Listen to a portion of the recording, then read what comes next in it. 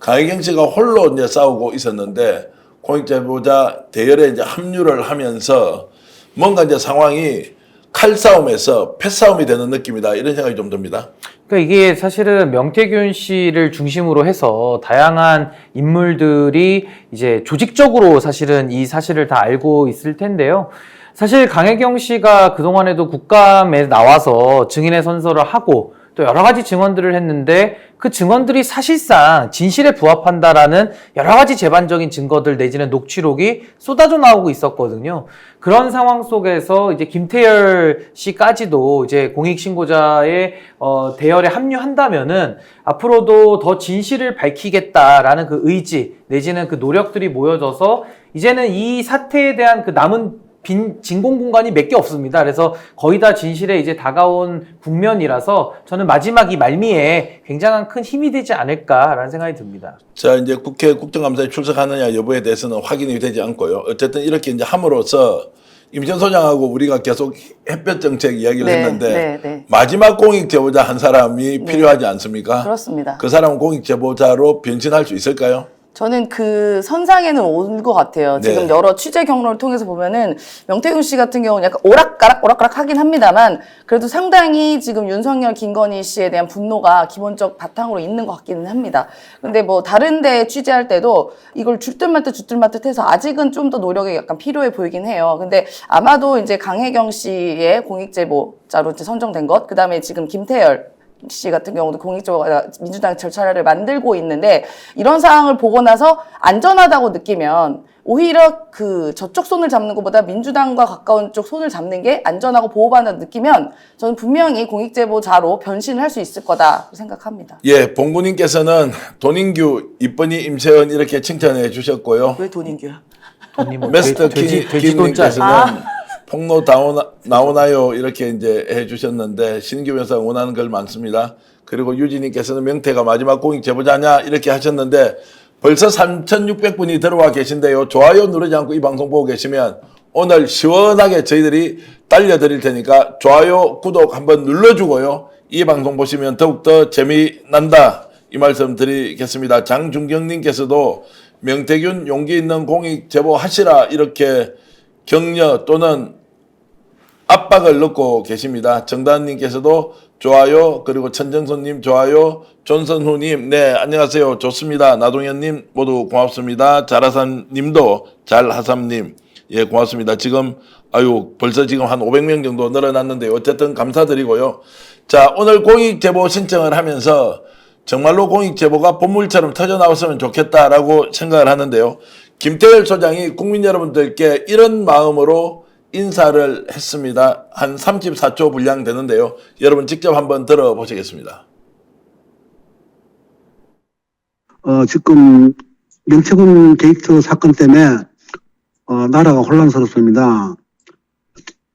최대한 빠른 시간 내에 어떤 CCTV와 이런 게 가려져서 국민들 앞에 낱낱이 밝혀지기를 원하고 법적 책임과 여러 가지 어떤 사항들이 책임질 부분은 그분들이 책임을 져야 된다고 생각합니다. 거기에 대해서 앞으로도 제가 알고 있는 모든 진실을 하나하나 밝혀나가도록 하겠습니다. 자, 검찰 수사를 이틀 받았습니다. 그러고 나서 있는 내용 그대로 다 밝혔습니다. 1억 2천만 받은 게 아니고 2억 4천 다 받았다. 그 자료까지 다 제출하면서 오히려 목소리가 굉장히 좋아졌습니다. 5년 동안 공포에 쌓여 있는데 차라리 진실을 이야기하고 나니까 속은 편하다 이렇게 얘기를 하더라고요. 그러니까 그동안에도 많은 여러 가지 활동들을 해오면서 사실은 좀 위법적인 일들도 많이 있었을 겁니다. 근데 이런 부분들에 대해 가지고 사실은 이 명태균 게이트 바람이 좀 장기간 지금 불어오면서 마음으로는 굉장히 좀 불안감도 상당히 좀 컸을 것으로 예상이 되는데 지금 이렇게 공익제보를 결심하고 이제 국민들 앞에 있는 그대로 그냥 진실만 밝히겠다. 그리고 법적 시비는 이제 차차 가려가면서 더 주된 일을 하는 사람들이 있을 테니까요. 그래서 그런 부분들에 대한 법적 책임을 이제 가려보자. 이렇게 뭔가 중대한 결심을 하고 나서 마음이 굉장히 좀 편해진 것 같은 이런 좀 평온한 목소리를 들어볼 수가 있었고요. 아무래도 사실 이 사안 자체가 워낙 지금 국민들의 관심사안이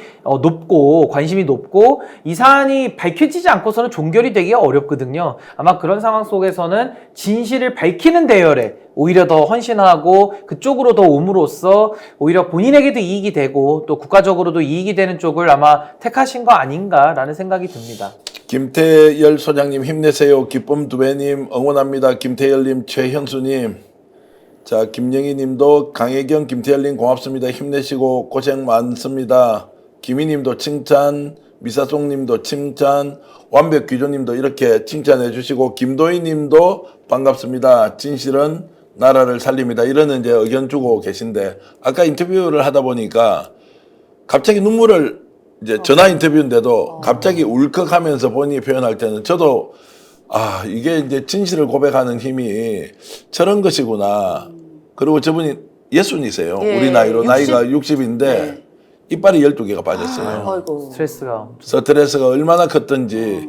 그래서 이제 저걸 계기로 자, 임 소장님 좀 공익 제보가 본물처럼 이루어졌으면 좋겠다라는 기대를 하고 있는데 네. 그런 일이 좀 벌어지겠습니까? 저는 이제 하나씩 나올 거라고 봐요. 비단 뭐 강혜경 씨나 김태열 소장뿐만이 아니라 지금 그러니까 대통령실 내부에 있는 직원들 틈에서도 정의의 대열에 합류하는 것이 뭐 국가와 나라와 나 자신을 위해서도 도움이 된다라는 게 약간 이게 저변에 깔려 있는 것 같습니다. 그래서 아마도 지금 그동안에도 강혜경 씨 같은 경우도 사실상 피의자로 소환돼서 조사까지 하고 있는 상황이었잖아요. 그래서 그분의 말에 어느 정도 신뢰할 수 있는가에 대한 의구심이 다들 있었는데 지난번 국정감사에서 보셨지만 너무나도 당당하게 선서를 하고 또 다행히 민주당 의원들이 많이 이렇게 다 보호해주면서 그분의 말의 신뢰성을 하나씩 증빙이 되는 과정을 봤을 때 다른 분들도 용기가 생겼을 것 같아요. 별 피해를 안 받네? 내가 진실을 말해도 피해 안 받네? 그런데 오히려 진실을 감추고 숨기고 하면 어느 날 무너질 수 있는 이 정권 때문에 본인들이 나중에 피해를 받을 수도 있거든요. 이 정권은 유한하기 때문에 언젠가는 무너지면 다음 정권에 가서 수사가 워거되고 했었을 때 공범이 된단 말입니다. 그럼 네. 차라리 이때 공익제보자로서 뭐 본인이 갖고 있는 진실이나 자료 같은 거를 다 공개를 하게 된다면 오히려 그런 그 죄를 만약에 지었던 게 있으면 그게 경감되는 효과가 있을 겁니다. 그래서 저는 기대를 하고 있습니다. 자, 오늘 민주당은 김태열 미래한국연구소장이 자, 공익제보자 신청을 했는데 공익제보자 보호 제2호로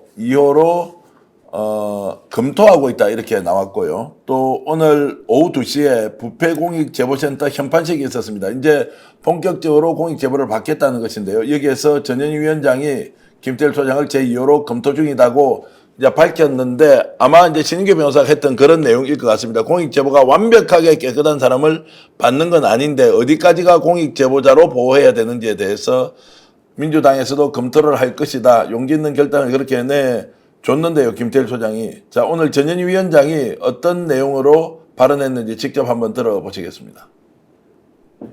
하나, 둘, 셋! 저희 민주당 권익위원회에서 이제 제1호로 강혜경 씨를 이제 보호 조치를 시작을 했습니다. 오늘 오전에 두 번째 지금 보호 신청을 하신 분은 김태열 미래한국연구소 소장입니다.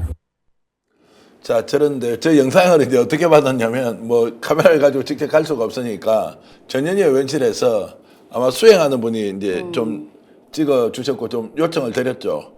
다음에는 스픽스에 와서 카메라 촬영하는 기법을 좀 교육을 시켜서 하면 훨씬 더 좋겠다고 하는데 민주당도 좀 신중하게 이제 임시연소에 접근합니다. 일단 공익제보자로 바로 네. 선정을 하는 것이 아니라 이제 검토를 하겠다라고 하면서 아마 이제 상세하게 내용들을 파악하고 있는 것 같고 이제 저런 조치가 좀 선행적으로 잘하고 있다 이렇게 평가할 수 있겠습니까? 네, 너무나도 선제적으로 빠른 조치를 한 것 같아서요. 너무 다행이라고 생각이 듭니다. 지금 뭐 명태균 씨 관련돼서 뭐 강혜경 씨나 이렇게 녹취나 이런 것들을 봤을 때 사실 보면 하나하나 따져보면 다 너무나 역대급이에요. 네. 근데 하나하나 역대급인데 이게 매일매일 터지니까 사실 이게 좀 감흥이 덜 하거든요. 근데 실제로 들여다보면 이게 상당히 심각한 사유들이 많습니다. 저는 이렇게 감히 말씀드리면 대선 무효까지도 갈 수 있는 사안들이 매일매일 터지고 있다 보니까 민주당도 어떻게 보면 그 선의의 그러니까 어떻게 보면 피해자일 수도 있는 거예요. 이번 대선 과정에서 이런 불법적인 요소나 그런 것들이 가미가 됐다면 민주당 자체가 피해자일 수도 있기 때문에 이런 분들을 더 적극적으로 우리가 보호하고 뭐 나올 수 있는 여러 가지 폭로들도 또 대비를 해야 되는 거 아닌가 그렇게 생각합니다. 예. 자, 이제 이렇게 해서 공익 제보자가 한 사람 더 늘었습니다. 2배가 늘어난 셈이고요. 더 많은 분들이 공익 제보 이어간다면 실제로 진실이 무엇인지 밝히는데 크게 도움 될 것이다. 라는 말씀 드리는데 동시에 오늘 이제 고소 고발이 이제 본격적으로 이루어지고 있습니다. 먼저 말씀을 드리면 뉴스토마토를 경상남도 박완수 경남도지사 쪽에서 허위사실 유포로 고소를 했습니다. 본인은 명태균을 통해서 공천을 받은 것이 아니다라고 하면서 뉴스토마토의 보도 내용에 대해서 고소를 이미 했고요. 오늘 또 한겨레신문을 고소한 사람이 있습니다. 자, 창원산단, 국가산단과 관련해서 거기에 부동산 개발회사를 차려놨는데 명태균과 동업한 것이 아니냐라는 의혹을 받는 분, 현재 직접 가서 사진까지 찍었는데 여기도 지금 명예훼손으로 고소를 했습니다. 또 이철규 지금 현 의원이 신용환 교수 아시죠? 네. 신용환 교수가 자, 그 당시에 2022년 3월 8일자 여론조사 보고서를 윤 캠프에서 활용했다라고 이제 얘기를 했는데 여기에 대해서 신용환 교수를 또 고소를 했습니다. 야, 이래서 이제 지금 본격적으로 진위 논쟁이 이루어지고 있는데 사실 여부를 떠나서 이것이 이제 과연 폭로 또는 진실을 공개하는 과정에서 어느 정도 압박이 될지 안 될지는 좀 두고 봐야 하는데 자, 어떻게 보십니까? 이제 이게 이해 당사자들이 나와서 용사는 가만히 있는데 이거 명예훼손이다라고 이렇게 계속 이제 법적 조치를 취하고 있는 상황을 어떻게 봐야 되겠습니까? 아무래도 이게 그 사법적인 문제인데 사법적인 문제가 지금 정치적인 공방으로 오랜 기간 이어져 오면서 사실은 이제 본인의 무고함을 밝히기 위한 고소고발도 있을 거고요. 또 실제로 어떤 명예훼손성의 범죄 혐의 때문에 고소고발하는 경우도 있을 텐데 저는 이제 지금 이 상황에서 우리가 보자면은 이 부분에 대한 수사가 너무 지연되는 게 저는 가장 근본적인 문제라고 봅니다. 왜냐하면 원래는 명태균 씨 의혹이 불거지고요. 이 정도의 녹취록이 나와가지고 그 녹취록 자체가 위조됐다라는 증거가 없다면은 사실로 추정이 되거든요. 그러면은 이 정도의 명확한 그 녹취록들이 쏟아져 나왔으면은 진작에 검찰이 움직여서 관련자들을 압수수색하고 또 체포 구속하고 했었으면은 고소고발할 이유가 없습니다. 검찰이 수사해서 수사 결과 발표하면 끝날 일이거든요. 근데 그걸 안 하다 보니까 지금 이제 관련자들이 엄청 늘어났고 이분들 상호 간에는 뭐 본인의 무고함을 드러내기 위해서 내지는 실제로 명예훼손을 당했기 때문에 고소고발하는 등 여러 가지 지금 이 고소 난타전이 지금 발생할 수밖에 없는 거 아닌가 이런 생각이 들고요.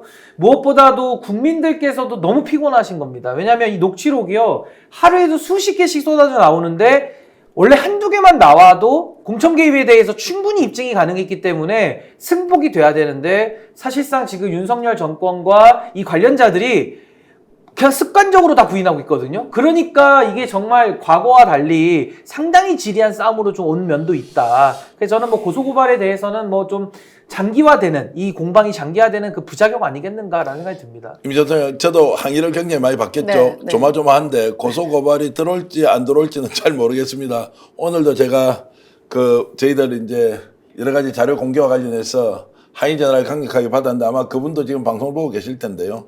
자, 어떻게 합니까? 이게 우리가 판사가 아니고 진실을 밝혀서 공개하는 게 아니지 않습니까? 그러면 당연히 언론은 취재해서 그 내용의 당사자 주장을 공개해주고 반론이 있으면 반론대로 받는데 이렇게 고소고발을 남발하면 당장 이제 고소고발 당하는 사람은 변호사 비용도 내야 되고 여러 가지 복잡한 상황을 겪게 되는데 자, 어떻게 보십니까? 이제 이런 상황이 계속 갈 것 같다 아니면 정말로 전면전이 전방위로 이루어지느냐 뭐 어떻게 보십니까?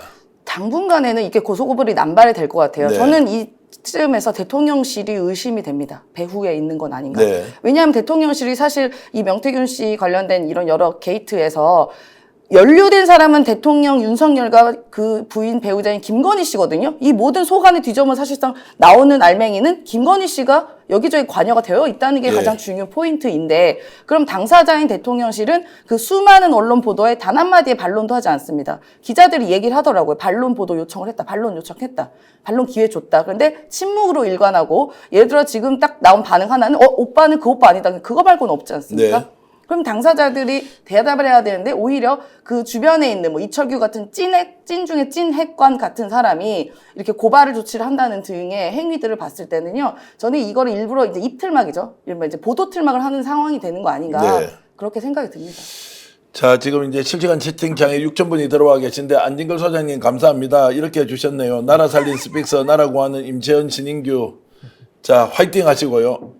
생방송 맛집 임신식당 TV 구독, 좋아요 꼭 홍보를 해주세요라고 하는데, 방송 마칠 때 꼭 홍보를 하겠습니다. 네. 자, 시대정신 신인규 TV, 그리고 정말로 나라를 살리는 맛집 임세은식당도 여러분 꼭 좋아요 구독 눌러주시면 좋겠고요. 지금 저희들이 자, 고소고발이 난무하고 있는 이 상황 어떻게 봐야 하느냐, 의도가 있느냐, 누군가 배후에서 원하는 것이냐, 이런 것까지 있는데, 검찰 수사는 전혀 진척되고 있지 않습니다. 그런데 오늘 이준석 의원, 국민의힘 전 대표가 강혜경 공익제보자를 또 비판하는 글이 아니라 발언이 있었는데요. 그 내용 잠깐 들어보시겠습니다. 그게 제가 아까 말했던 것처럼 보수 정치인들의 첫 번째 반응이 뭐냐면, 나 몰라, 걔 사기꾼이야, 그 다음에 뭐 나 안 했어, 이러다가 이제 반대 얘기가 나오잖아요. 그러니까 그 패턴을 계속 겪으니까 명태균 사장 입장에서 내가 이러다 사기꾼 잡범으로 몰리고 끝나는 거 아니야라는 생각하겠죠. 약간 이준석 의원이 지금보다 조금 더 해명을 해야 되는 상황들이 더 생기는 거 아닌가? 그럼 뭘 해명해야 되는지 모르겠지만은 요즘 언론사가 협박도 주 목적으로 삼나요? 모든 소스가 명태균이거든요. 네. 명태균과 명태균의 말을 들은 그 강혜경 씨. 강혜경 씨가 김건희 만난 적 있을까요? 없잖아요. 다 모든 게 전원이잖아요. 네. 그 다음에 그 말을 또 전해들은 이준석의 얘기 3개를 섞어가지고 기사 써봤자 다 명태균 얘기라는 거예요. 근데 그걸 계속 하고 있는 거잖아요. 자, 저게 물타기입니까? 꿀타기입니까? 예, 물타기입니까? 꿀타기입니까? 폭격기. 이준석 의원은 사실 본인의 위치를 좀 많이 망각하고 있는 게 아닌가 싶습니다. 왜냐하면 이 공천 개입이라는 걸 논리적으로 한번 생각해 보십시오. 당에서 공천을 하는데 외부에서 개입이 들어왔다. 권력자의 개입이 들어왔다. 그러면은 당 안에서는 당대표를 중심으로 해서 개입을 당한 거거든요. 그럼 개입을 당했다라고 하면은 피해자일 수도 있고, 아니면은 그 개입을 당하는 과정에서 대통령실과 공모를 했을 수도 있고, 아니면은 명태균 씨가 양쪽을 다 작업을 해가지고 본인의 결과값을 얻어냈을 수도 있고, 그 경우의 수는 열어놓고서 우리가 봐야 되는 거거든요. 근데 그 상황에서 이준석 의원은 당시 당 대표였는데, 뭐 정치적 도의적 책임감 없는 거는 제가 뭐 진작부터 아니까 뭐 논외로 하더라도 이 사안의 엄중함을 전혀 못 느끼고 있는 것 같습니다. 거기다 이 사안의 엄중함에 대해서 오히려 진상규명을 상당히 방해하고 있거든요. 그 방해의 대표적인 것이 명태균 씨에 대해 가지고 상당히 치켜 세워주면서 명태균 씨 변호인 역할을 지금 하고 있어요. 그러면서 본인의 진술도 스스로 모순되는 얘기들을 계속하면서 사실상 이 국면에서 진상을 규명하는 것을 방해하기 위한 시선 돌리기 내지는 현란한 그 혓바닥 돌리기 기술로 인해 가지고 국민들의 관심을 굉장히 호도하고 있거든요. 그래서 이런 부분에 대해서는 뭐 이미 정치적 비판 전 상당히 받았다고 보고요. 앞으로 전 이준석 의원은 최소한 참고인으로는 조사받을걸요? 수사 들어가면요. 그래서 저는 그렇게 보고, 하나만 제가 정정을 하면요. 그 지금 강혜경 씨가 지금 핵심 제보자 아닙니까? 근데 그 핵심 제보자를 탄핵시킴으로써 이 공천 개입 사건을 지금 물거품으로 만들려고 하는 전략이거든요. 근데 어떻게 강혜경 씨의 말이 전원의 전원입니까? 강혜경 씨의 말은 증언이에요. 내부자로서 경험한 거, 본인이 조작한 걸 조작했다라고 지금 증언을 하고 있는 사람에 대해서 위증의 벌을 받을 거를 감수하고 본인이 말하고 있지 않습니까? 근데 이걸 갖다가 전원의 전원이니까 신빙성이 없다. 메신저를 탄핵시키고 있거든요. 저는 이런 식으로 접근하는 게 과연 국회의원 맞나? 라는 생각도 들고, 과거의 공천 개입 사건에서 한 축을 맡고 있는 핵심 당사자로서 전 이런 식으로 물타기를 해가지고는 이준석 의원도 저는 뭐 검찰 수사 돌입되면은 최소한 참고인 이상으로는 조사 받을 것 같습니다. 자, 일단 평가 문제는 이제 주관적이라고 하더라도 지금 여론조사, 자, 당대표 경선 과정에서 공짜 여론조사를 뭐 적어도 6회, 많으면 한 8회 정도 받았다. 그것이 보고가 되었다. 또 나오는 이야기는 지난 지방선거 때입니다. 자, 지방선거 때도 여론조사를 요청해서 무료로 해줬다라는 게 이제 정언이나 자료로 지금 나오고 있습니다. 그러면 자, 공짜 여론조사 문제는 이준석 대표도 전 대표도 자유롭지 못하단 말이에요. 그렇죠. 그럼에도 불구하고 이것은 증거가 있는 것인데 그럼에도 불구하고 저렇게 이제 강력하게 나오는 이유 뭐라고 보십니까?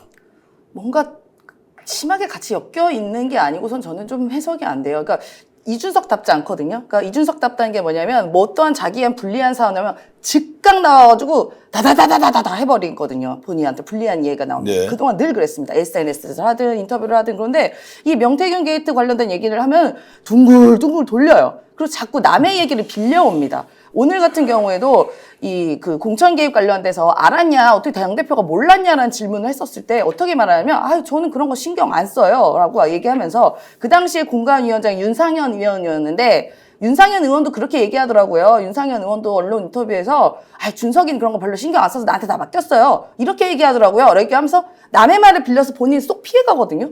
그 이면에는 저는 이 명태균 씨를 비롯해서 뭐 둘이 가깝다고도 본인이 이야기를 하니까 뭔가 이 공천 개입에서 지대한 역할을 하지 않고서는 본인이 저렇게 계속 말을 돌릴 수가 없는 겁니다. 자, 그러면 한 몸이 되면 명태균을 옹호한다. 명태균의 논리가 거짓이란 게 계속 드러나는데 한 몸이 되어서 가면 함께 크게 당하는 거 아닙니까? 지금 이 정도 되면 그냥 인정할 거 인정하고 아닌 거 아니다라고 하면서 좀 분리를 해야 되는데 왜 함께 가면서 더 큰 폭탄이 이미 예고돼 있는데 저런 선택을 이준석 의원은 할까요? 그러니까 이제 선택을 한 게 아니라 그렇게 할 수밖에 없는, 그러니까 이게 뭐 선택의 문제가 아니라 명태균과는 이미 정치 공동체 아닌가라는 생각이 듭니다. 한 몸이기 때문에 분리가 안 되는 걸 수도 있는 거거든요.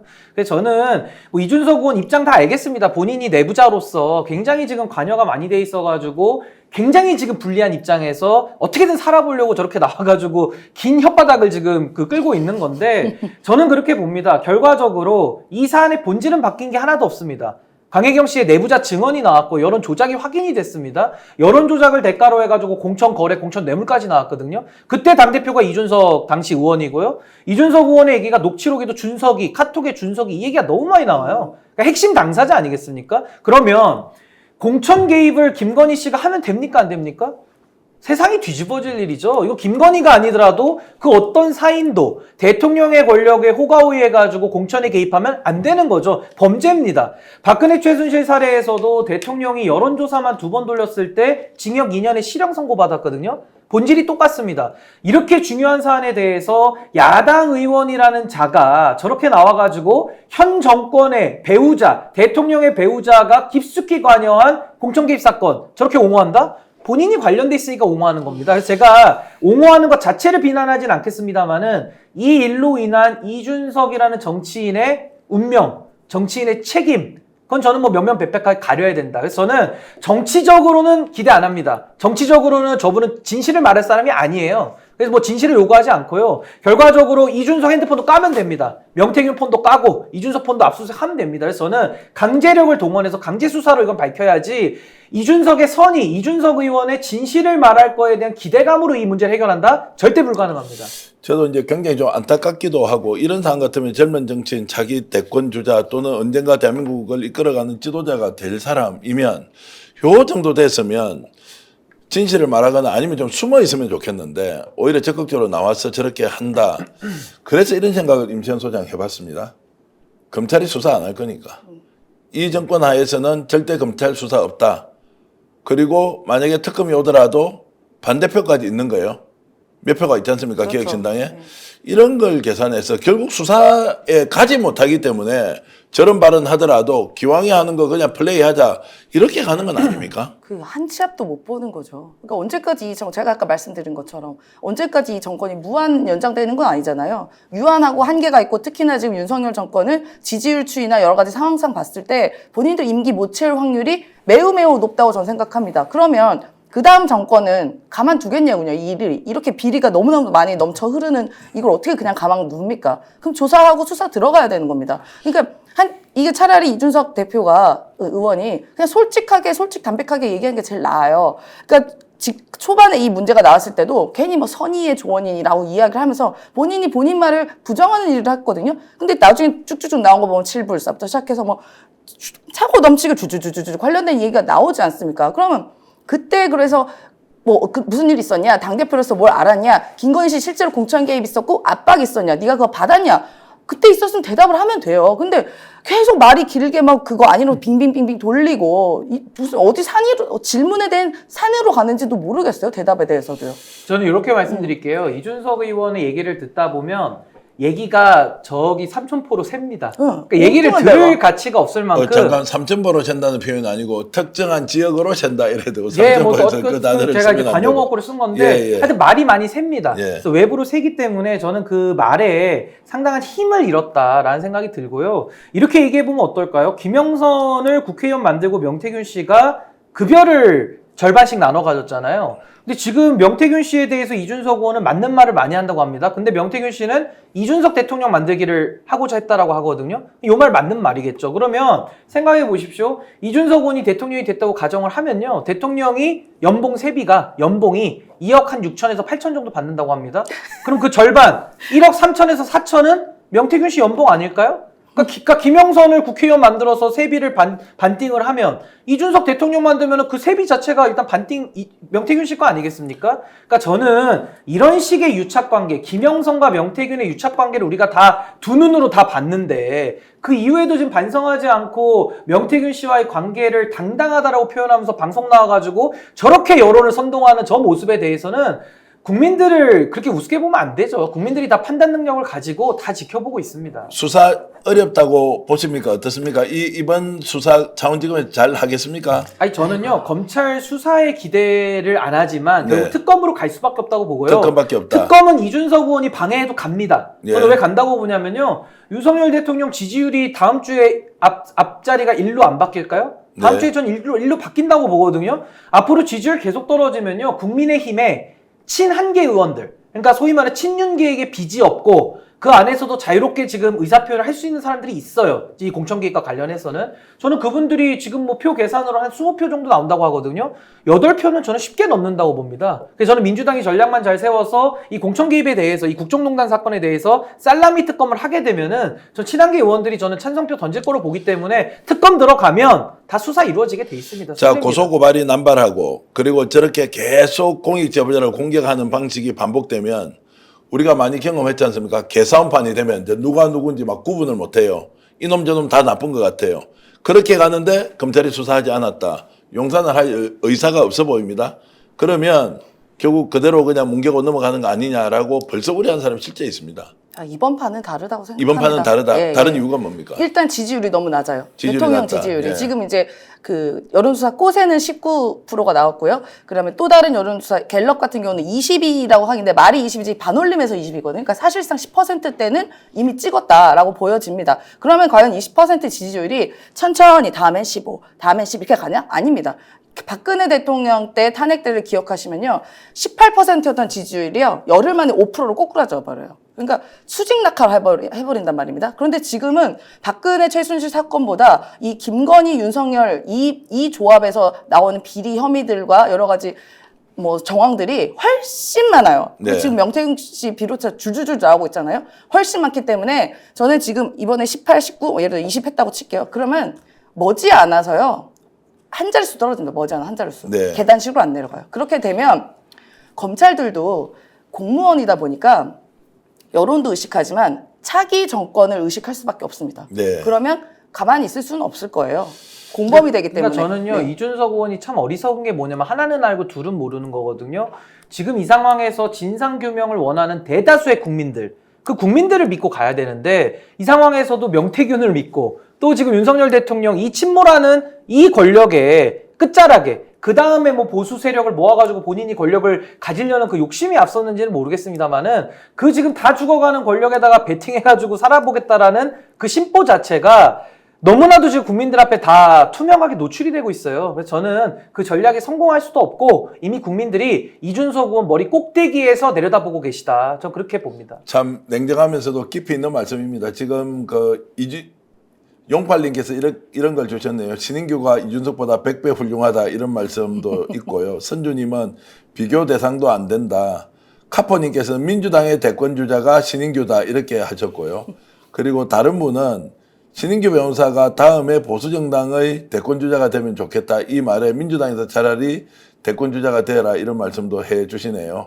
야, 근데 기분 좋겠습니다. 어쨌든 장현주님께서는 저를 욕하고 있습니다. 왜요? 정계화는 이준석을 엄청 숭배했나 보네 이렇게 했는데 저는 이제 안타까운 마음이 좀 먼저 앞서고요. 그리고 지금 이준석 의원이 좀 더 이런 부분에 대해서 명쾌하게 좀 나섰으면 좋겠는데 그렇지 않다라는 생각 때문에 제가 이제 중언부언 이렇게 말씀을 드리는데 가능한 한 공익 제보자를 비아냥거리거나 공격은 좀 안 했으면 좋겠다. 그리고 선을 침묵으로 일관하더라도 그리고 아까 말씀드렸듯이 잠시 후에 인터뷰가 나가는 그 김태열 소장도 이제 우리 나이로 60인데요. 이빨이 12개 정도 빠졌다면 어느 정도의 극단적 고통에 시달렸습니까? 또한 폐쇄공포하고 공황장애가 와가지고 약을 계속 먹으면서 또 검찰 수사를 받아야 하는 것, 본인의 집에 차압과 압류가 계속 들어와 있고 돈을 못 내가지고 경찰서 구치소에서 하루 동안 갔다가 자신의 가까운 친지가 그것도 490만 원의 벌금을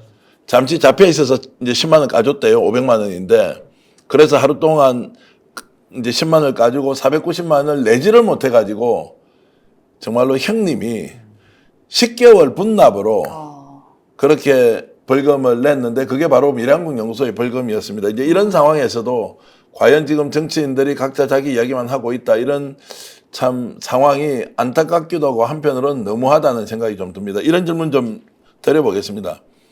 자, 결국에는 지방에 출마했던 공천 예정자들한테 돈 이제 1억 2천씩 2명 받고 한 명한테 1억 빌리고 한 명한테 2억 빌려서 이 돈으로 대선 여론조사 한 거 아니에요. 당대표 여론조사 한 거 아니에요. 그 앞에는 서울시장 여론조사 다 공짜로 해준 거 아니에요.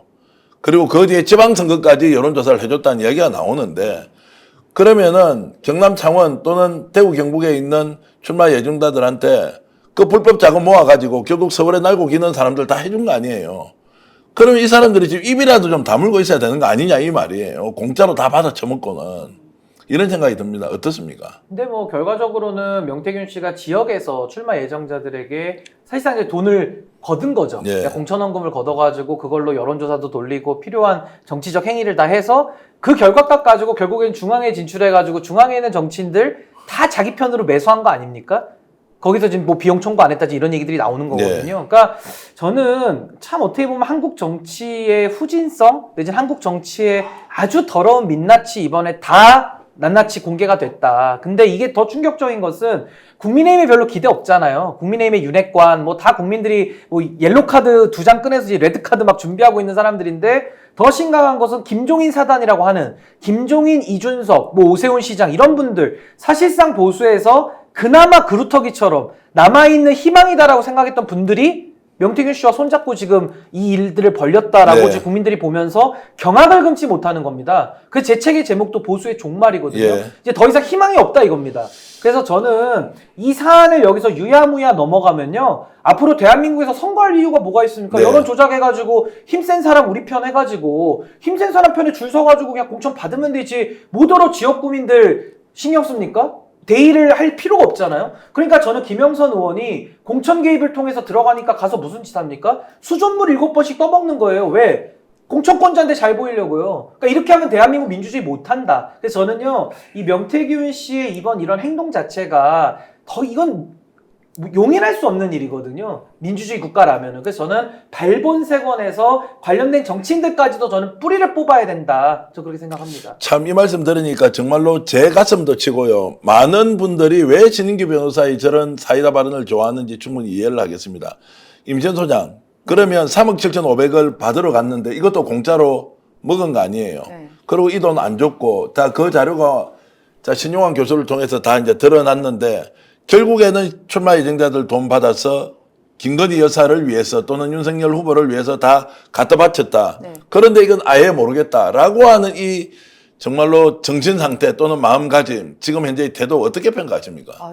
저도 이제 출마를 했던 사람으로서 예비 후보자였기 때문에 진짜 너무 황당하고 있을 수 없는 일이 일어났다고 봐요. 그러면 그 예비 후보자들은 사실 마음이 저도 나가봐서 알지만 그 누군가의 말 한마디 하나가 되게 크거든요. 그게 네. 이제 권력자의 말이면 더 마음이 이제 들뜨죠. 혹시 이렇게 돼서 내가 잘 보이면 잘 되는 거 아니야? 혹시나 이런 컨설팅 받으면 내가 뭔가 유리한 거 아니야? 라는 그런 거에 하나하나가 굉장히 민감합니다. 그러면 과연 그 예비 후보자들이 명태균 씨를 보고 줬겠냐는 거예요. 명태균 씨 보고 그냥 내가 있는 도 없는 돈 챙겨서 1억씩 2억씩 줍니까?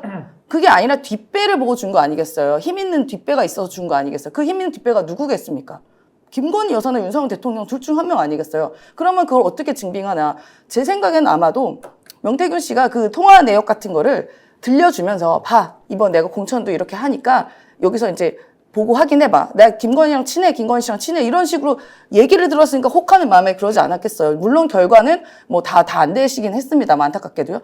그렇기 때문에 저는 이게 너무 황당한 것이 이 말이 맞다면 최고 권력자의 가족이 이런 공천 장사에 깊숙이 개입되어 있다는 게 어떻게 상식적으로 말이 됩니까? 네. 우리나라 민주주의 그동안 쭉 만들어내면서 우여곡절이 많았어요. 그중에 뭐 이렇게 비슷하게 공천 장사한 사람들도 분명히 있었을 거예요. 그런데 그 시간이 오랫동안 지나면서 많은 사람들이 피해를 보고 상처를 받고 그러면서 이게 정착이 돼서 정화가 된 거거든요. 그래서 2022년, 2024년 선거가 만든 겁니다. 근데 이게 어떻게 후진적으로 가는 이런 일이 발생할 수 있습니까?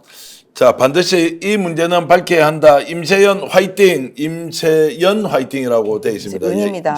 이제 임세연 소장인데요. 신인규는 진보입니다. 대구 경북 각성하라. 빗속의 여인은 신변말에 속이 시원합니다. 이런 말씀 주셨고요. UMU님, 김영희님, 뮤직라이프주님, 임세연 솔직하다 이렇게 말씀 주셨는데요.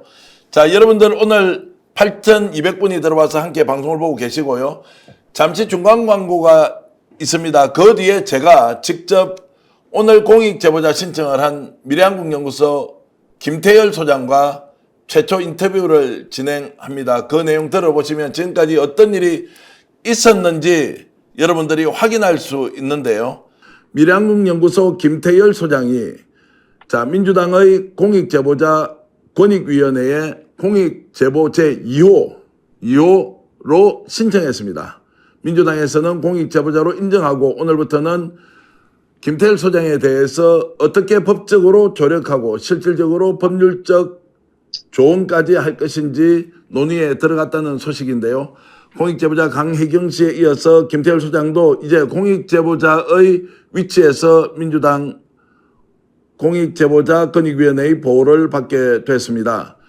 자, 기쁜 소식도 하나 있죠. 여러분들께 전해드렸습니다. 김규현 최상병과 관련된 최상병 사건과 관련된 김규현 변호사가 또 공익제보자의 위치에서 어떻게 김태열 소장과 강혜경 공익제보자를 보호할 것인지 자청해서 무료 변론을 해주겠다고 해서 많은 분들이 김규현 변호사에 대해서 격려와 칭찬을 아끼지 않고 있습니다. 자, 스픽스에서는 오늘 공익제보자로 신청한 김태열 소장과 지금까지 도대체 어떤 일이 있었는지 여러분들께 알려드리기 위해서 특별한 인터뷰를 마련했습니다. 자, 이렇게 저희들이 제목을 붙였습니다. 죽으려던 마음도 먹었지만 국민을 믿고 진실을 폭로한다. 공익제보자의 위치에 스스로를 올려놓고 국민들께 모든 사실을 직고하고 거기에 대한 책임을 질 일이 있으면 지겠다고 하는 김태열 소장 직접 전화로 연결했습니다. 김태열 소장님 안녕하십니까? 예, 안녕하십니까. 미래한국연구소장 김태열입니다. 예, 지금까지 상당히 많은 이제 고통과 그리고 부담을 가지셨을 텐데요. 네. 자, 공익제보를 결정한 지금 현재 심정은 어떻습니까? 시원하기도 하고, 답답한 마음이 해소됐지만은, 한편으로는 허무하다는 생각도 듭니다. 혹시 너무나, 예. 지나온 6년 세월이 암흑 같은 세월이었습니다. 지금 이 순간에는 그 모든 것 다 떨쳐버리고, 홀가분 마음으로 살아갈 수 있을 것 같습니다. 자, 제가 알기로는 지금 뭐 우울증 공황장애 약을 뭐 오랫동안 드시고 계시고 실제로 극단적 선택을 하겠다고 마음까지 먹었으면서 어느 누구도 이제 김태열 소장을 보호하거나 또는 손을 잡아주거나 하는 것이 없이 오로지 이제 홀로 견딘다고 굉장히 고통스러운 시간을 보냈을 것 같은데요. 지금은 어쨌든 좀 마음이 안정되어 있는 상태입니까? 예, 예, 마음이 좀 안정돼 가고 있습니다.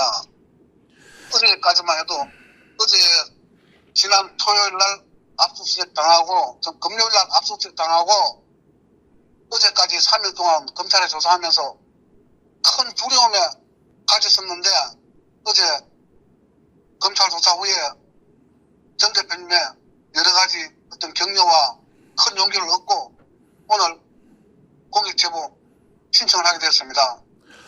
얼마나 그 과정이 고통스러웠던지 이빨이 12개까지 빠졌다던데 그 내용도 조금 설명을 해 주시죠.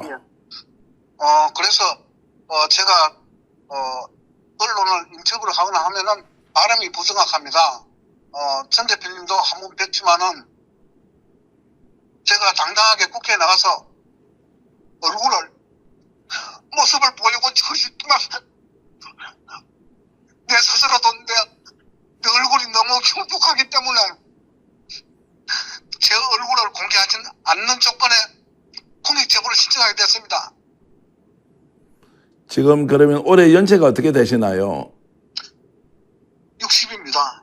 예, 그러신데도 지금 이빨이 다 빠지고 제가 알기로는 틀니로 지금 생활을 하시는 걸로 아는데 그러신 거죠? 네. 자, 지난 6년 동안 엄청난 고통을 받으시고 또 생계가 실제로 어려워서 이제 수개월 동안 막노동을 하면서 이제 생계 유지를 하셨다고 들었습니다. 그 내용도 조금 전해 주시죠. 2020년 21년부터 미래한국연구소에 모든 경비는 각종 여론조사에 투입되면서 실질적으로 그 조사 비용을 하나도 받지 못했습니다. 연구소의 어떤 재정난은 허덕이는데 명태균은 그 보고서를 가지고 온갖 것 중앙에서 자기 위치를 확보해 나가는 데 활용했기 때문에 같이 업무를 한 강경윤과 저는 명태균 말만 믿고 계속 기다렸지만 회수되지 않고 현재까지 오는 상황에서 너무나 큰 고통 속에서 지내왔습니다. 그 과정에서 이제 막노동을 하면서 생계를 유지하셨다는 이제 말씀으로 이해를 하겠습니다. 실질적으로 지금 현재 굉장히 생활이 공공한 상태인 것도 맞죠? 예. 그리고 집에 지금 미래한국연구소 대표를 하면서 했던 이제 각종 가압류나 이런 또 차압 같은 것이 들어와 있어서 고통이 가중되고 있다고 하던데 그것도 사실이죠? 예, 제가 지금도 연구소에 체납, 심지어 22년도에 명태균에 의해서 불법 저지른 그 행위를 제가 뒤집어 쓰고 검찰에서 벌금이 나왔는데 그 벌금을 해소를 못해가지고 경찰에게 현장 체포돼가지고 검찰 유치장까지 갔습니다. 그때도 명태균과 김영선에게 도움을 청했지만 아무런 응답이 없는 상태에서 아는 지인의 도움으로 그 지인이 형편도 넉넉하지 않지만은 카드로 벌금 500만 원을 대납해 줬습니다. 지금도 그분한테 그 대납에 대한 보상을 제가 하지도 못하고 있습니다.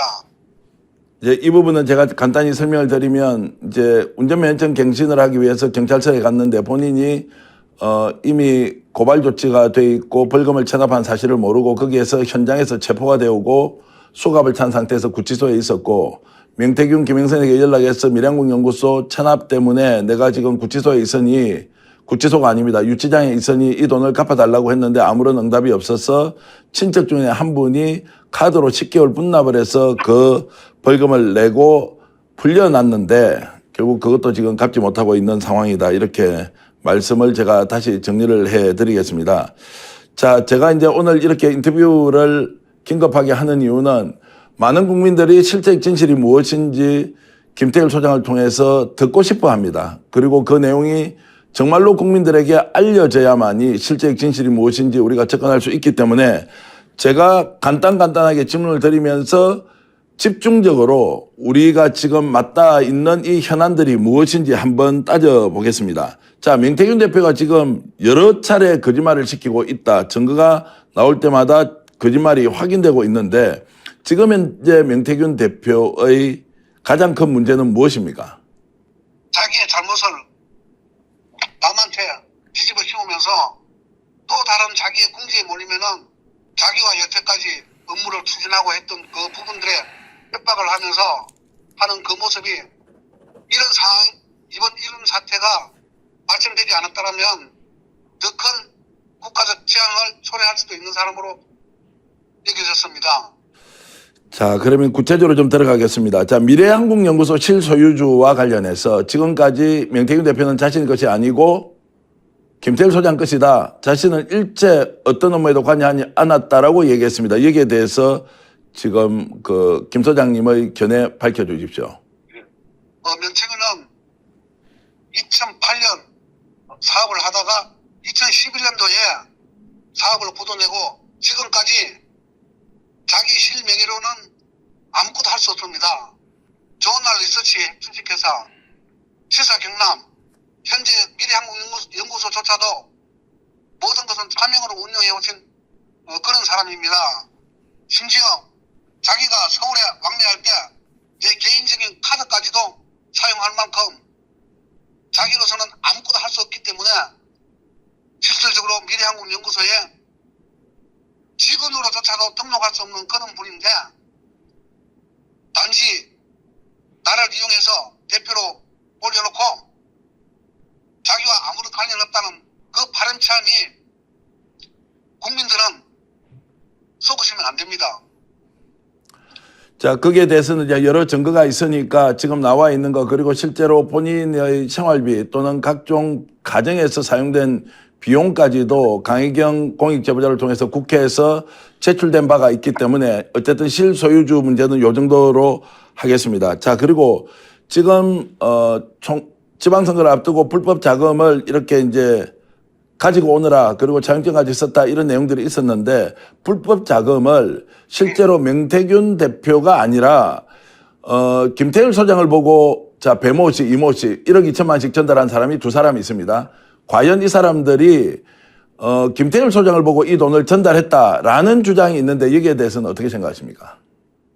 거기에 대해서는 그분들이 저를 보고 준 게 아니고 명태균이 서울에서 중앙에서 활동하시는 그런 분들을 직접 만나는 장소에 데려가고 했기 때문에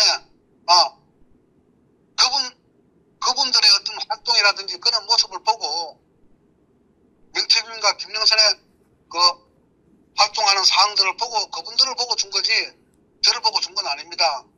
그 돈도 몇 차례에 거쳐서 나눠주었고 내가 차용증을 썼지만은 명태균이 며칠 후에 차용증을 해소하러 또 다른 사람을 보냈습니다.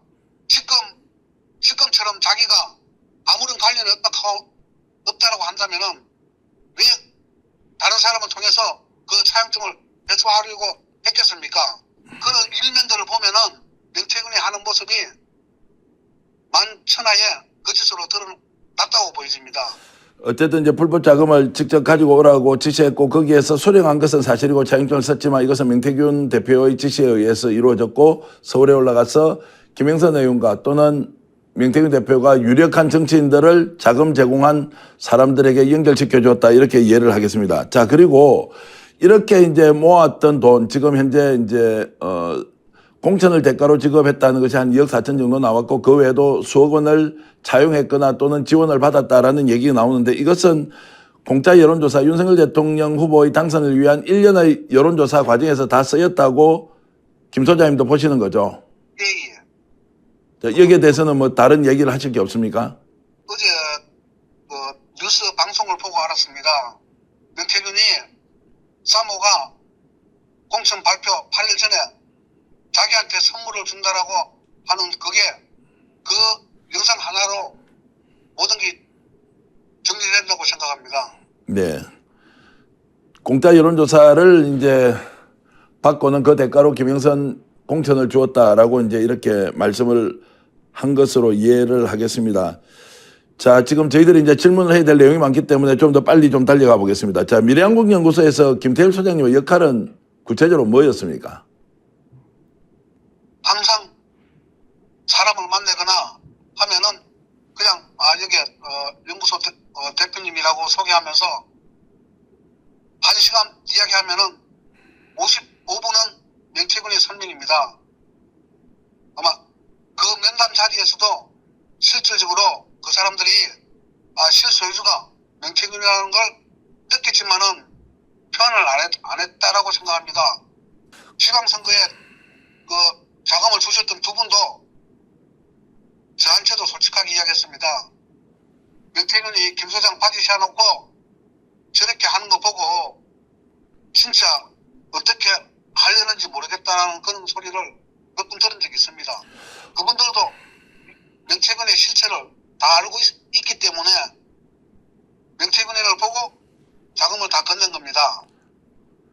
그러면 혹시 그 밀양국 연구소의 통장이나 이런 것들 입출금 내기에 관여하거나 도장을 직접 찍어서 누군가에게 결제를 해주고 지급하라 이렇게 한 사실도 김태일 소장님은 없었다 이렇게 보면 됩니까? 예, 2018년에 명태균이 시사경남 부도내고 시사경남 또한 참여했습니다. 미래항공연구소를 설립한 이후로도 저는 통장과 회사와 관련된 모든 회계 장부조차도 한번 본 적이 없습니다. 지금도 그 통장 장부 회계 자료 명태균이 밑에서 업무를 한 강혜경 씨가 지금껏 관리하고 보관하고 있습니다. 자, 그러면은 김태일 소장님이 언제부터 언제까지 미래항공연구소 소장으로 있었습니까? 법적 대표로요.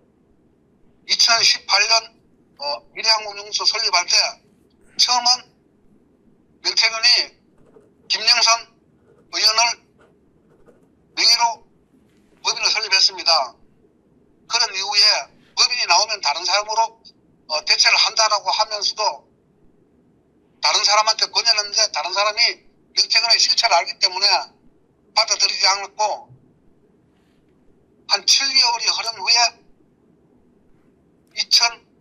2019년도 창원 성산구 보궐선거에서 명태균이 불법에 인해 가지고 선관위에 조사를 받게 된 과정에서 김영선 의원이 대표로서 검찰 조사를 받는 과정이 생겨를 앞두고 제가 김영선 정치를 위해서 희생하는 마음에 나를 강요해서 제가 대표를 맡게 됐고 그때부터 지금까지도 미래항공연구소 대표가 제 명의로 되어 있습니다.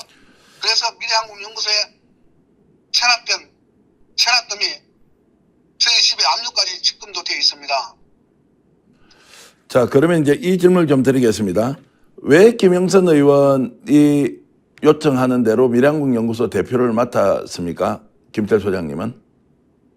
제가 김영선 의원을 위해서 특수한 관계로 김영선 의원을 정치적으로 희생만 할 수 있다 그러면은 희생할 수 있는 그런 심정을 명태균이 교묘하게 이용했다고 생각합니다. 네.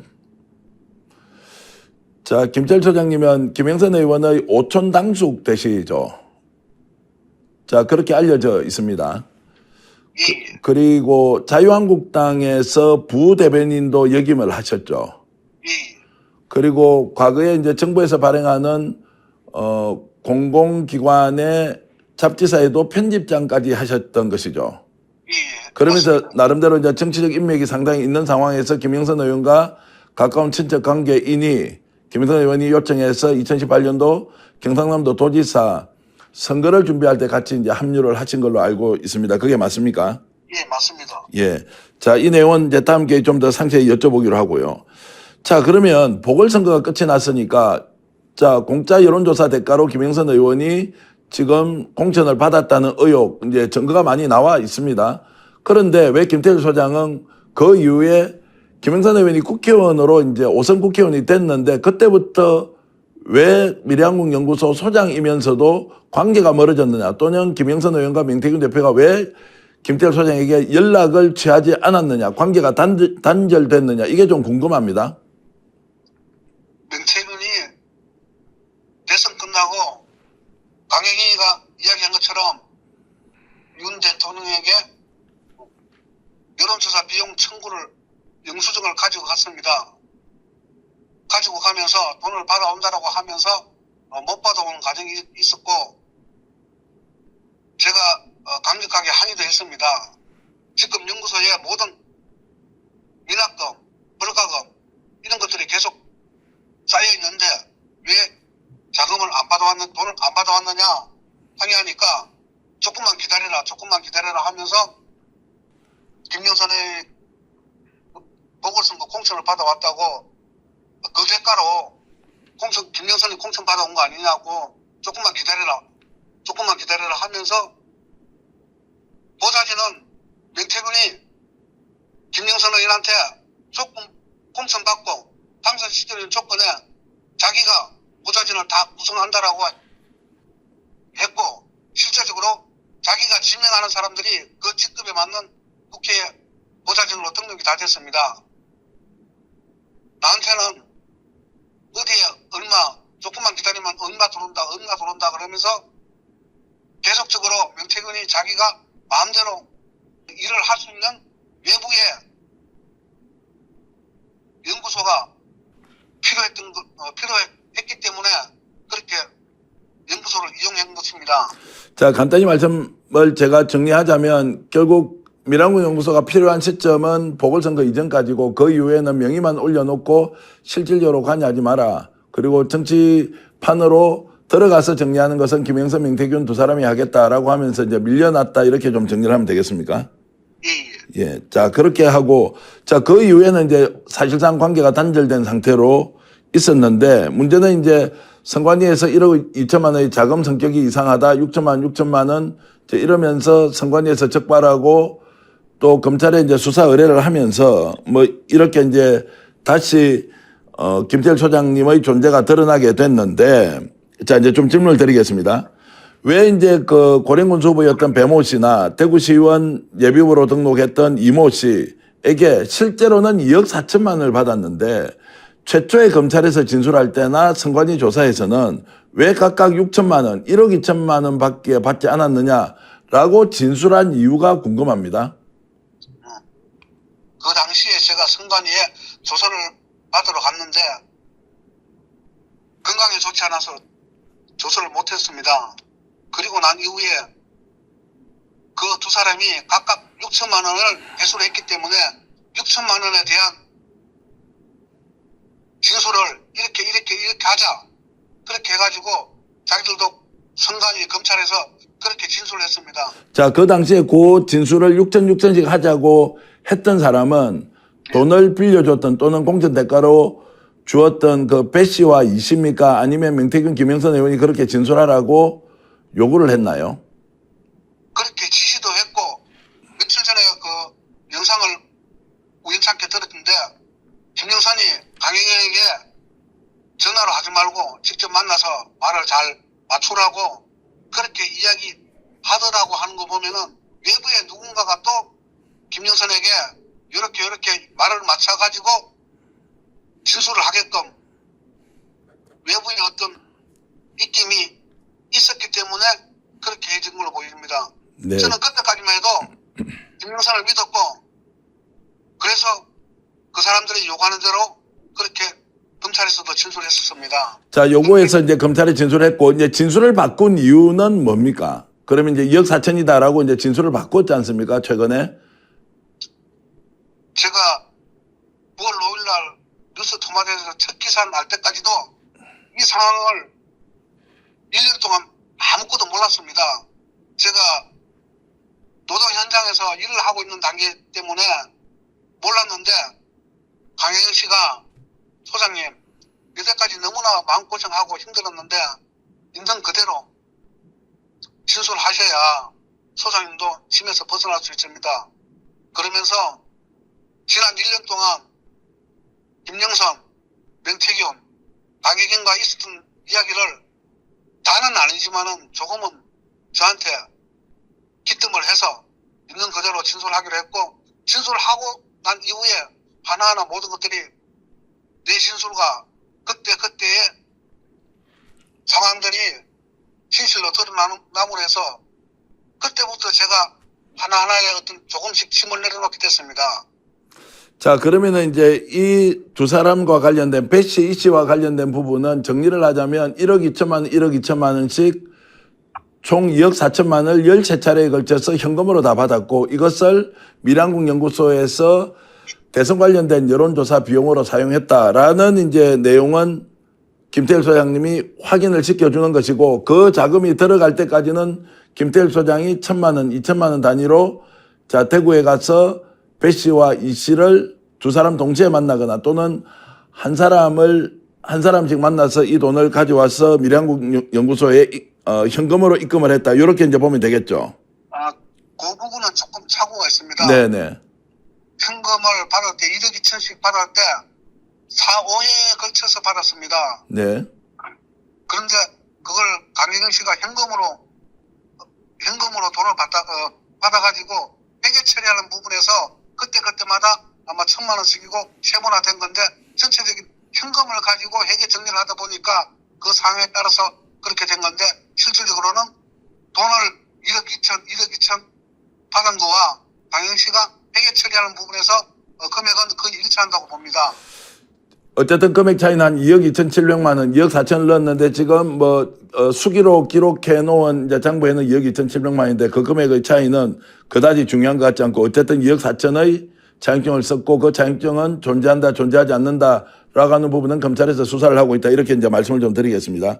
자, 그런데 최근에 이제 1억 2천만 원씩을 제공했던 배모 고령군수 후보와 이제 이모 대구시의원 이제 후보가 실제로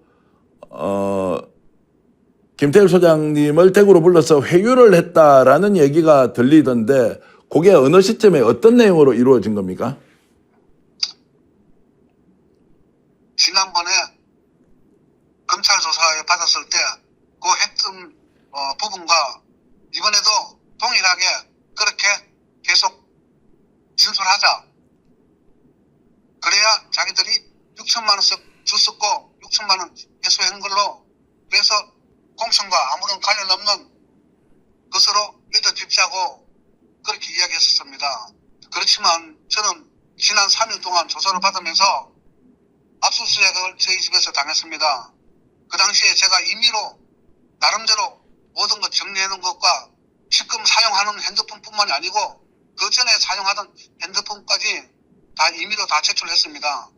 제가 임의로 다 제출한 상황에서 모든 것은 증거로서 다 드러날 건데 그런 마음에서 모든 사실들을 있는 그대로 진술했습니다. 자, 배 씨와 이 씨가 회유를 했던 시점은 언제입니까? 기억을 하시면 지금 이제 11월 말이니까요. 한 달 정도 됐습니까? 언제쯤 대구에 가서 이 두 사람을 만났습니까? 토마토 뉴스 기사가 나오니까 지금 한 달이 채 안 될 것 같습니다. 네, 뉴스토마토 첫 보도가 이제 9월 5일이었고요. 예. 그 이후에 어쨌든 연락이 와서 대구 가서 두 사람을 만났는데 원래 최초에 검찰에 진술했듯이 1억 2천만 원하고 6천만 원씩 빌려주고 돌려받았다라는 것으로 진술하자는 일종의 이제 회유를 받았다는 걸로 이해하겠습니다. 예. 자, 그러면 그 당시에 전화가 온 사람은 배 씨였습니까? 이 씨였습니까? 또 다른 사람을 통해서 간접적으로 전화가 왔습니다. 아, 제3자를 통해서 만나자고 연락이 왔고 직접 대구로 가보니까 배 씨와 이 씨가 함께 있었습니까? 예, 예. 자, 그러면서 이제 그 자리에서는 이렇게 하겠다 저렇게 하겠다 의견을 주시지 않았던 거죠. 김 소장님은. 예, 예. 듣고만 왔고 검찰에 진술할 때는 실제로는 1억 2천씩 2억 4천만 원을 받았다 이렇게 이제 했다는 말씀이고. 자, 그리고 지금 이제 드러나지 않는 자금 중에서 여러 사람으로부터 차용을 했다는 이야기가 있는데 그것도 잠깐 말씀해 주실 수 있나요? 그 부분도 있는데 그 부분도 명태균이가 자기가 이렇게 이야기 해놨으니까 가서 차용증 써주고 받아오면 된다라고 해가지고 받아왔던 부분들이 있습니다. 자, 그 부분은 실제로 이제 차용증을 써주고 돈을 받아왔던 것이 맞습니까? 예, 뭐 맞습니다. 공천의 대가나 이런 것이 아니라 그래서 이제 안동에 있는 뭐 S일보 사장으로부터 한 2억 정도를 빌렸고 그리고 뭐 어떤 행사에 이준석 당대표가 참석하고 그 행사 비용으로 3천만 원을 받았다 이제 이런 이야기가 있고 또 뭐 광역단체장 한 사람의 측근으로부터도 한 1억 정도를 차용했다고 하는데 그것도 사실이라는 걸로 이해하겠습니다. 맞습니다. 자, 이제 이 부분도 이제 앞으로 수사 과정에서 자금의 성격이 무엇인지 좀 밝혀질 걸로 보고요. 자, 이제 배 씨와 이 씨가 이제 회의를 했고 그것이 뉴스토마토 보도 이후에 9월 중에 이루어졌다. 한 달이 채 되지 않는 것 같다고 하셨는데 혹시 명태균 대표나 김영선 의원으로부터 따로 연락을 받은 것은 없습니까? 김영선 의원한테는 당선 이후로 보궐선거 이후로 2년 반 동안 딱 한 분 전화 받았습니다. 어저께 뉴스에 선관위가 조사받을 때 김철 소장이 자기와 연관된 게 이야기하면은 선관위나 검찰에서 꼬리머리 자르고 결국에는 김철 소장이 법적으로 처벌받을 건데 자기 이름조차도 거론하지 말라라고 하여튼 작년 5월에 한 분 통화가 했었고요. 명태균은 작년 8월 이후에 여태껏 통화도 한 번 없었는데 토마토 뉴스에서 이 첫 기사가 나오고 난 다음에 다른 사람을 통해서 나를 만나자고 3번이나 연락이 왔습니다. 그래서 저는 지금 와서 저는 김영선도 만날 이유도 없고 명태균도 만날 이유도 없고 강혜경이도 만날 이유도 없다. 자기들끼리 권력놀이 하면서 얼마나 헤쳐먹다가 배탈이 나가지고 지금 난리가 났는데 왜 나를 거기에 또 희생용으로 몰아가지고 하려고 하냐. 그렇기 때문에 명태균이 다른 사람을 통해서 3번이나 만나자고 연락이 왔지만은 만나지 않았습니다. 알겠습니다. 그리고 이제 그 명태균 대표와 김영선 의원은 언제 처음 만났습니까? 김철성님 기억이 정확하게 나십니까? 2018년 경남 지방선거에 경남도지사를 앞두고 2018년도 지방선거에 김영선 의원이 경남도지사에 꿈을 두고 2017년도 8월에 내려왔습니다. 경남도지사 운동을 쭉 하는 과정에서 명태균을 만났고 명태균이 2017년도 12월경에 김영선 의원 출판 기념회 때 시사 경남에서 출판 기념회 모든 행사를 진행하면서 만나게 된 걸로 제가 정확하게 기억하고 있습니다. 자, 2022년 이제 보궐선거 때 이제 돈을 한 푼도 내지 않고 김영선 의원이 여론조사 대가로 공천이라는 선물을 명태균이 받아온 것을 수혜자로서 이제 받고 난 뒤에 상하관계가 완전히 바뀌었다라고 하면서 김영선 의원이 국회의원이고 당대표 출신임에도 불구하고 명태균 대표에게 꼼짝을 못했다. 이 말도 사실입니까? 예, 사실입니다. 저 또한 몇 번 맞섰고 그런 과정들을 사무실의 직원들 또한 다 보고 있었으며 심지어 외부의 사람들까지 오늘 김영선 의원과 명태균을 만났는데 뭔가 무슨 약점이 잡혀가지고 심한 말을 하더라도 김영선이 4선 5선 국회의원이라는 사람이 왜 그런지 모르겠다. 무슨 발목이 잡혀야 있는지 모르겠다. 심지어 이상한 소문까지 날 정도로 저한테 오히려 물어보는 일들이 많았습니다. 그래서 저는 김영선 의원 당선된 이후로 한 번도 본 적이 없기 때문에 왜 그런지 본인들한테 안 물어보라고 제가 그렇게 하고 넘긴 적이 한두 번이 아닙니다. 자, 이제 상호관계가 있었고 실제로 국회의원이 2명이었다. 그리고 시청 공무원이나 이런 사람들이 직접 명태균에게 보고까지 했다라는 이야기가 있으니 어쨌든 어느 정도의 위치였는지 명 대표가 본인이 어떤 영향력을 행사했는지는 이제 짐작을 충분히 하겠습니다. 자, 김태열 소장님, 이제 인터뷰 막바지로 가고 있는데 지금 이제 여론조사의 공짜 여론조사의 대가 3억 7,500만 받으러 갔다가 이제 뭐 이 돈을 가져오지 못하고 공천이라는 선물로 김영선 의원에게 전달됐다. 이 부분에 대해서 김태열 소장님은 확신을 하고 있습니까? 강혜경 씨도 이야기했지만은 그거는 사실입니다. 왜 내가 명태균한테 왜 돈을 안 받아오냐. 이걸 여러 가지 지금 사무실이고 내가 차용증을 써주고 또 빌려온 사람들도 나한테 돈을 독촉하고 있는데 왜 그러냐. 그러니까 조금만 기다려라. 그 대가로 김영선이 공천 받은 거 아니냐. 저한테 그렇게 몇 차례까지 이야기했습니다. 그리고 강혜경과 김영선과의 통화 녹취록에도 김영선이 그런 과정들을 다 인지하고 강혜경에 말하는 과정들이 다 녹취록에 담겨져 있는 것으로 누구나가 그 녹취록을 한 번이라도 들어본다면은 모든 것이 사실로 인정될 수 있는 부분입니다.